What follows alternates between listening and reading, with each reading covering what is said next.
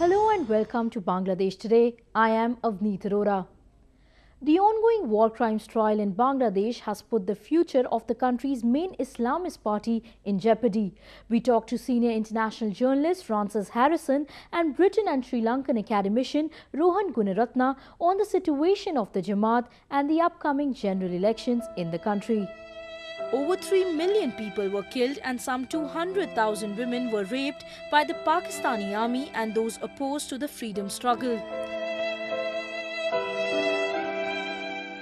The War Crimes Tribunal, which was set up in 2010 by Prime Minister Sheikh Hasina, was mandated to prosecute the guilty, even though 10 of the 11 sentenced belonged to the Jamaat-e-Islami, which is an ally of the opposition BNP. The tribunals have so far sentenced 6 prominent Jamaat-e-Islami leaders and a senior BNP lawmaker to death.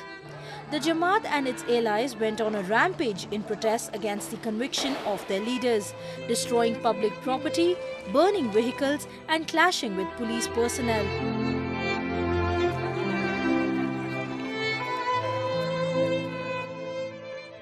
Frances Harrison, a visiting fellow at the Institute of Commonwealth Studies or ICWS in London, was of the view that the trial of those accused of committing war crimes during 1971 Liberation War has impacted Bangladesh's polity. A huge spate really of attacks on Hindus in February in the wake of one of the verdicts in the war crimes trial. And I think that's something to look for in terms of the elections. If they go ahead, then attacks on minorities probably will be something that may happen again and are a serious concern, because obviously those things shouldn't happen. What's happening with the war crimes trial is it's bringing up all these issues again. I mean, it's having a huge impact on obviously Jamaat-e-Islami and its future as a political party, its top leadership obviously being on trial. And then that's impacting politics in all sorts of unpredictable and really fascinating ways. So you've got the emergence of the Shahbag movement and then the way that developed, which was something that was totally unpredictable. And the fact that you had these madrasa boys from Hifazat Islam coming onto the streets, that was something that nobody, when I first went to Bangladesh early in the year for the research for this project, nobody mentioned Hifazat at all. It just was not on the agenda when you discuss political Islam. And then, a month or two later, there's 100,000 of them on the streets in Dhaka. So the unpredictability of different Islamic forces in a way fighting for the space, coming together, being divided, it's very, very complex. There are kind of doctrinal differences of opinion within the Islamic fold between these groups, and yet sometimes they form alliances against more what they would call atheist forces or more secular forces outside there. So it's a moving feast. I don't know quite where it will end up. It will definitely impact the elections in some way, but everything is extremely fluid and unpredictable, and that was one thing that really sort of struck me, how quickly things have changed, are changing in Bangladesh month to month. Harrison also said that the elections in the country due early next year had both main parties with a lot to play for, and the role of the Jamaat will also be crucial.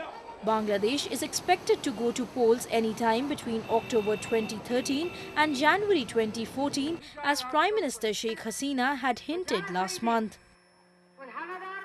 Whether the elections will happen on time, who knows, but we'll know by October 24th if they're called, so it's not long to wait. But I think what's so fascinating about Bangladeshi politics at the moment is the unpredictability. It's really high stakes.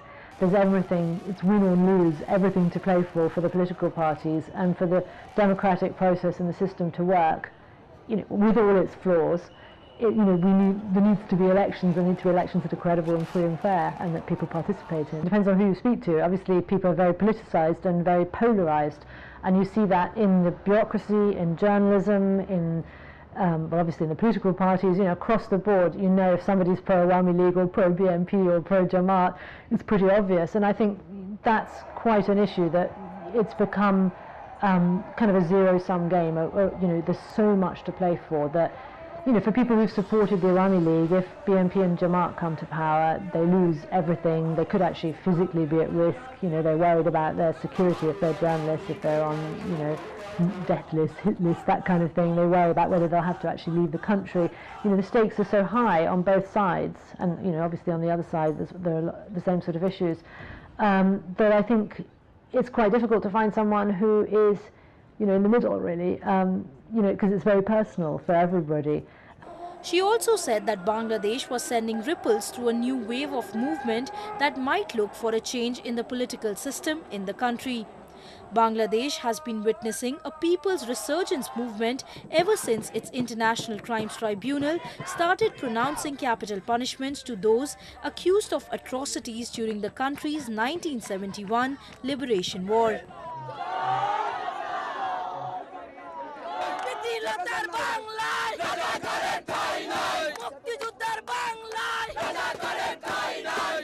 Dhaka's Shahbag Square turned into a nucleus of all political demonstrations and protests from Bangladesh's civil society, which demanded swift trials for 1971 war crimes accused.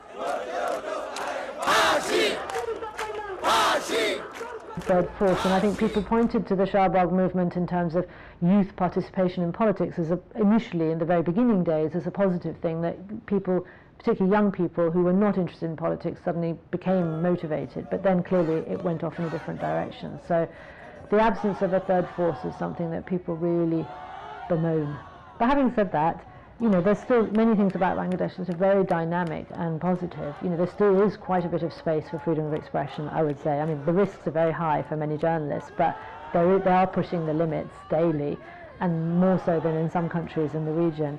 And there is this entrepreneurial kind of drive. You know, you see the economy flourishing, the garment factories, you know, it is really dynamic in a way. So when ordinary people are not fettered by the politics, you know, on a private level, they can, you know, really push forward and achieve a great deal. So there's still a lot of intellectual debate about how the country should develop, and a great deal of dynamism about it, and tolerance and freedom, which you kind of forget when you discuss these very grim issues around holding elections and the identity of the country.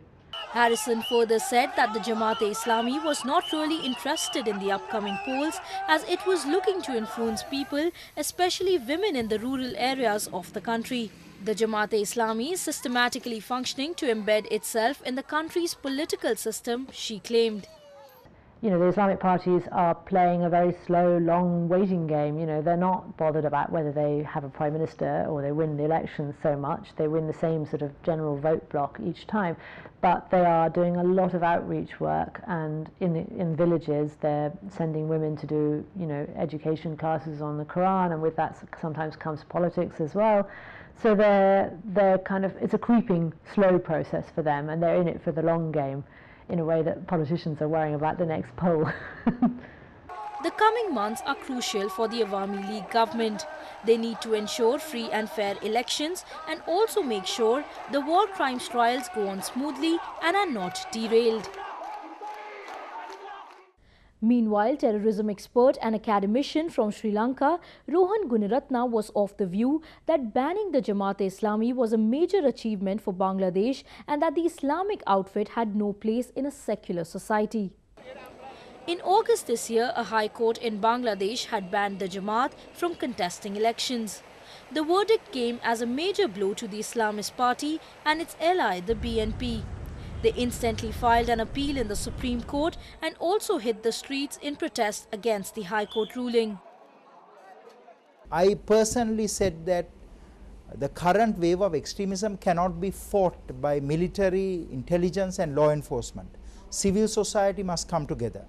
There must be a greater participation of academia, of the NGOs, of community leaders. In Bangladesh, terrorism has been very effectively dealt by the police, intelligence and military. DGFI, NSI, Rapid Action Battalion, they have done a very good job with regard to terrorism, but not with regard to extremism. With regard to extremism, there must be greater harnessing and greater linking up of forces between the academic community, between the media organization, the religious organization, the education institutions. This part is lacking. Traditionally, Bangladesh has been a very tolerant and a very moderate society, because the Bengali culture is one of embracing syncretic Islam. But this is changing. Today there are forces of extremism.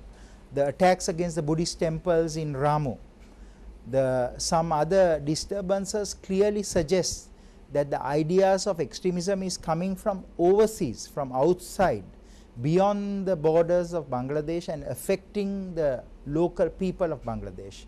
And there must be greater mobilization on the part of the non-governmental institutions to fight this wave of extremism.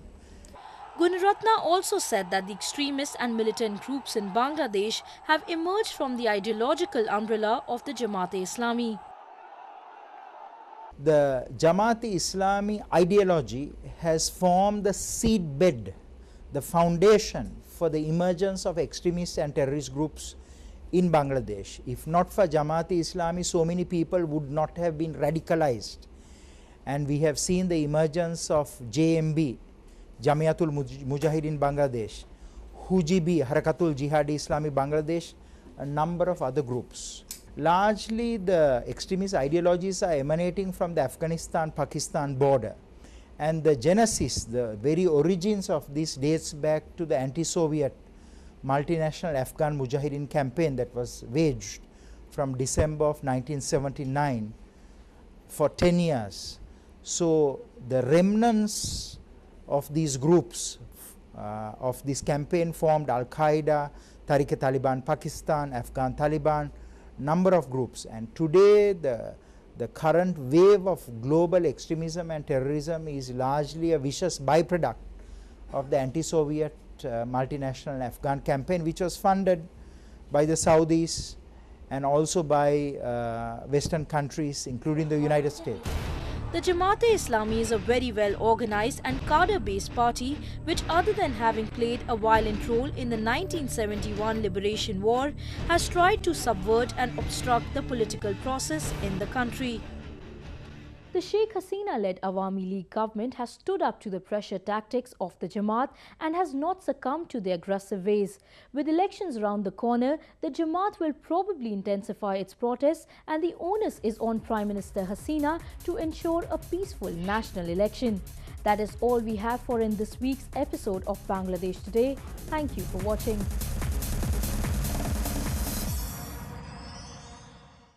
Hello and welcome to Bangladesh Today. I am Avneet Arora. The ongoing war crimes trial in Bangladesh has put the future of the country's main Islamist party in jeopardy. We talked to senior international journalist Francis Harrison and was opposed to the freedom struggle. The War Crimes Tribunal, which was set up in 2010 by Prime Minister Sheikh Hasina, was mandated to prosecute the guilty, even though 10 of the 11 sentenced belong to the Jamaat-e-Islami, which is an ally of the opposition BNP. The tribunals have so far sentenced 6 prominent Jamaat-e-Islami leaders and a senior BNP lawmaker to death. The Jamaat and its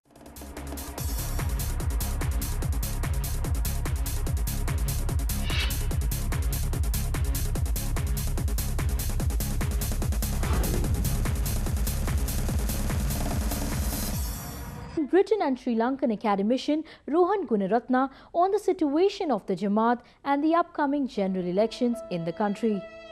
Over 3 million people were killed and some 200,000 women were raped by the Pakistani army and the